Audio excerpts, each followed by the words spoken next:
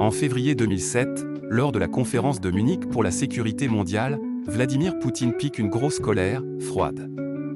À la tribune, il dénonce l'unilatéralisme des États-Unis et annonce la fin d'un monde unipolaire.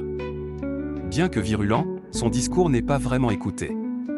7 ans après la prise de pouvoir surprise de l'obscur officier du KGB, les Occidentaux sous-estiment encore son obsession de replacer la Russie au centre de l'échiquier mondial.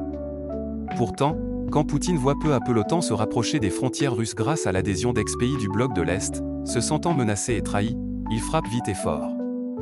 Il intervient en Géorgie, en Ukraine ou en Crimée, défend ses intérêts en Syrie ou en Libye, étend son influence sur le continent africain, notamment en Centrafrique.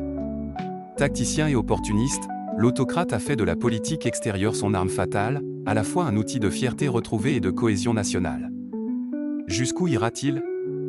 Pays ruiné au début des années 2000, méprisé et isolé, la Russie est aujourd'hui respectée, crainte et fantasmée. Bien parti pour battre le record de longévité de Staline, le tsar Poutine construit pas à pas, mais violemment, son rêve du retour d'un grand empire, non aligné et autonome.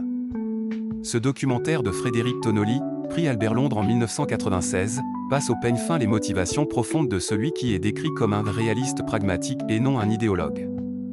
Entre diplomatie du marteau et stratégie du désordre, diplomates, opposants et observateurs, dont l'ancien ministre Hubert Védrine, des journalistes russes indépendants mais menacés, comme Dmitri Muratov, prix Nobel de la paix, où le maître de conférence Kevin Limonier analyse la capacité hors pair de Poutine à s'immiscer dans les failles de la géopolitique mondiale.